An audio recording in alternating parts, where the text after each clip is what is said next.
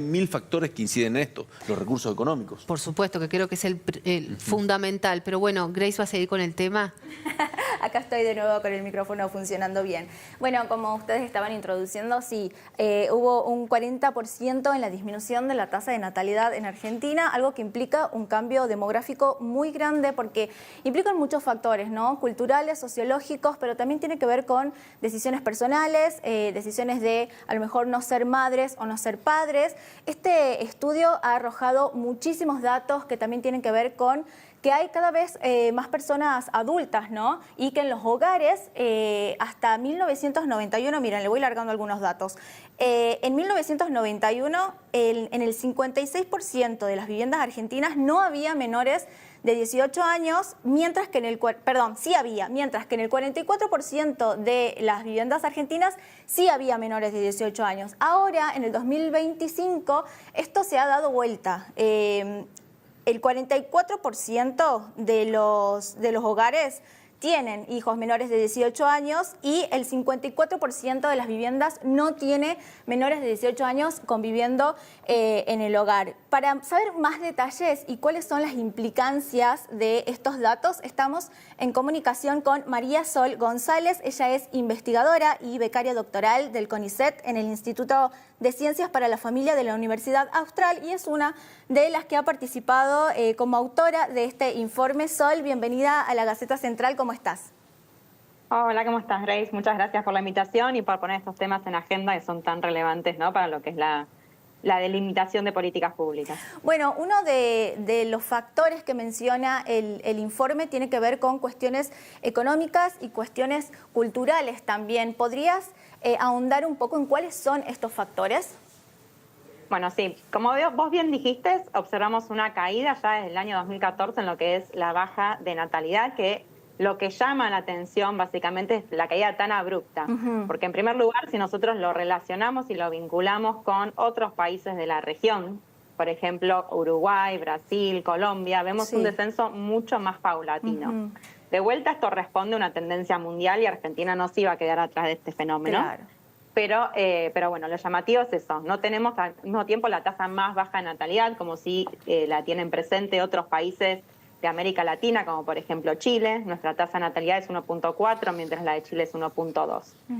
Y ahora sí, como vos bien dijiste, esto es un fenómeno multicausal. No encontramos una única causa que explique, ¿no?, esta caída tan abrupta en estos últimos años. Obviamente, como ustedes dijeron al principio, las condiciones económicas pesan mucho. Cuando nosotros analizamos, por ejemplo, la evolución del Producto Bruto Interno de la economía, ¿no?, o la población económicamente activa, la tasa de ocupados, vemos una correlación de moderada a fuerte. Pero, y claramente, ¿no?, las condiciones de incertidumbre futura obviamente condicionan ese deseo de ser madre o padre y lo pueden incluso hasta postergar. Claro. El dato total, bueno, es que hubo una caída del 41%, pero ¿hay alguna diferencia demográfica entre zonas de la Argentina? O sea, ¿hay diferencias significativas entre esto? Por ahí, no sé, capaz en el norte esto se da más acentuado o en alguna parte del país. Mira, por ejemplo, en lo que es la ciudad autónoma de Buenos Aires, encontramos una de las tasas más bajas, que son de 0.9 de tasas de natalidad, que es considerablemente inferior al promedio nacional. Después, en Tucumán están alrededor de 1.22, o sea, Tucumán tampoco se queda atrás. Por lo que tengo incluso entendido, el ministro de Salud de Tucumán dijo que ustedes venían teniendo entre 22 y 23 mil nacimientos anuales, y el año pasado ya se registraron 19.000. Es decir, estamos hablando de entre 3.000 y 4.000 nacimientos menos. La provincia de Mendoza también está alrededor del promedio, 1.3, o sea, la tendencia está en todas las provincias. No es que hay algunas que presentan más, otras menos, pero se mantienen más o menos en torno al promedio. De vuelta, una de las más bajas es la de la provincia, de la ciudad de Buenos Aires, perdón. Otro de los datos... otras causas que nosotros identificamos es como, por ejemplo, se postergó, ¿no?, la edad promedio de ser madre. Hoy las mujeres deciden ser madre entre los 30 y los 34 años. ¿Esto con qué tiene que ver? Quizás, También con Y cuestiones uno- socioeconómicas, pero también con... Con deseos personales de desarrollo Ajá, profesional, sí. lo que estamos viendo, ¿no? O sea, deseo de desarrollo profesional, de estudio, de tener que salir al mercado laboral. ¿Tiene que ver con la corresponsabilidad paterna también? Lo que vemos, por ejemplo, en ese punto es un aumento considerable de lo que es la jefatura femenina. Ujú. Esto también incide. Por ejemplo, en el censo del 91 nosotros veíamos que el 22% de los jefes eran mujeres. En contraposición, el 78% eran hombres. Claro. Y en el último censo salió que la jefatura femenina aumentó un 49%. En contraposición, la masculina bajó un 51%. Claramente esto te habla también de un cambio sociocultural, ¿no? Claro. Que se está gestando ya hace varios años. Sí. Y lo otro que sí. vemos es que dentro de los hogares cuya jefa es mujer, aumenta considerablemente la presencia de adultos mayores y de niños, ¿no? Cuando tenemos una cabeza solamente que femenina, bueno, ahí hay más adultos mayores y hay más niños.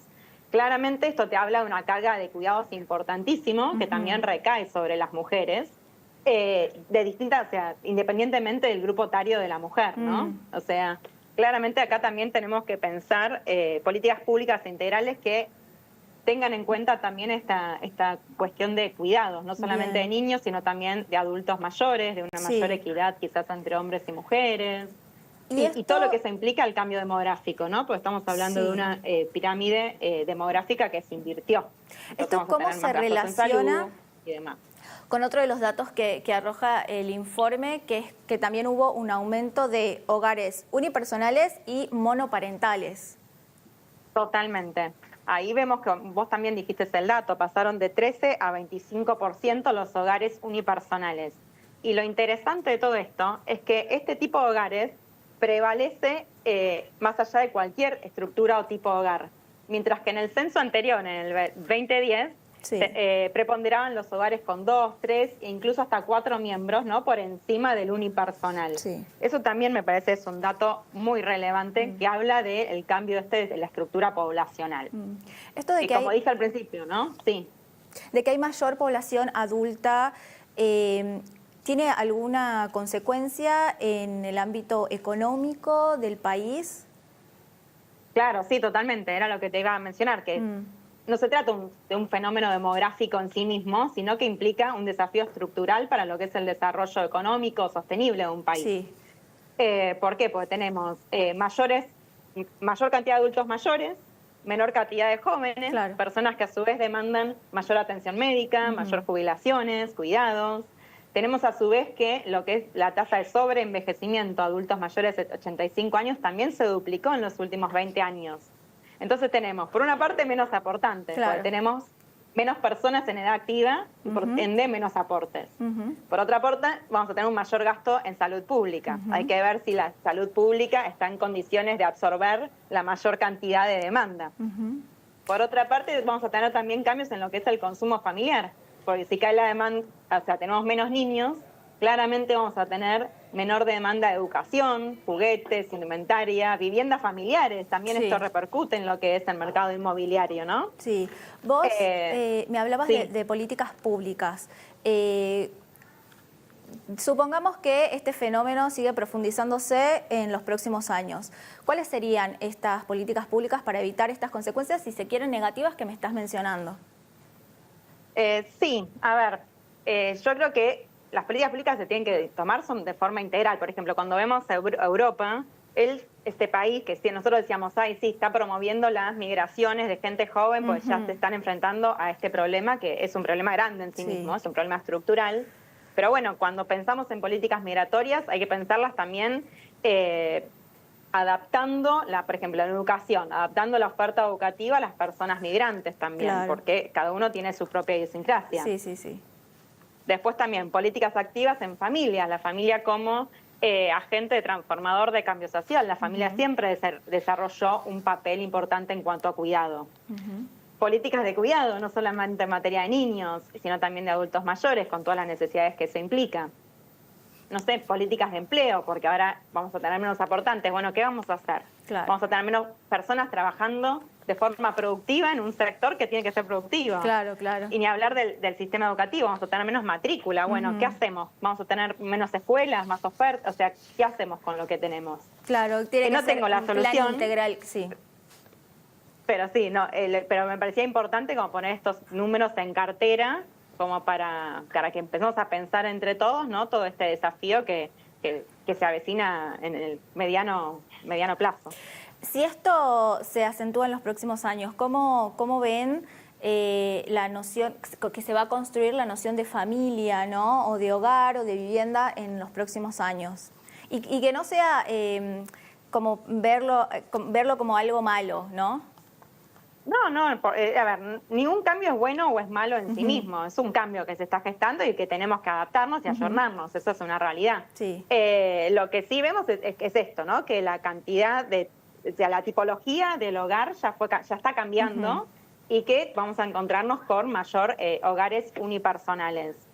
De hecho, por ejemplo, el promedio de hogares de personas en el hogar se redujo de 3.6 a 2.9 en los últimos 30 años. Tenemos mayor cantidad de personas viviendo sola. Bueno, no es un problema en sí mismo, pero sí implica repensar ciertas dinámicas. Sí, totalmente. Bueno, Sol, muchísimas gracias por tu tiempo gracias a y por ustedes. todos estos datos muy interesantes que nos has contado. Bueno, un placer. Hasta luego. Hasta luego.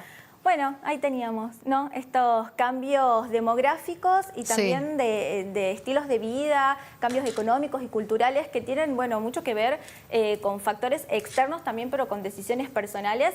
Y personalmente creo que es algo que se va a seguir acentuando porque, como ella decía, de políticas de inmigraciones. Pero bueno, también uno cuando es joven por ahí aspira a tener otro futuro, emigra y bueno, por ahí deja de lado estas decisiones de tener hijos, formar una familia. Son muchos factores que influyen en estas decisiones y que se ven evidenciados en estos números de este informe, ¿no? Sí, y que van a tener impacto en lo económico, sin dudas. Bueno, Grace, gracias. Nosotros nos vamos ahora a hacer una pausa cortita y en un ratito seguimos porque nos queda todavía un rato más de la Gaceta Central. Vamos hasta las 2 de la tarde con ustedes.